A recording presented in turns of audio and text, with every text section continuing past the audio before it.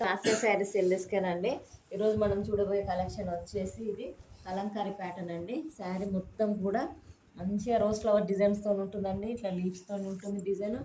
2 inches ఇది silver zari border అండి. Outlines వచ్చేసి మనకి గోల్డ్ జెరీ లైన్స్తో ఉంటుందండి. ఇది మొత్తం వీవింగ్ లైన్ వచ్చిందండి.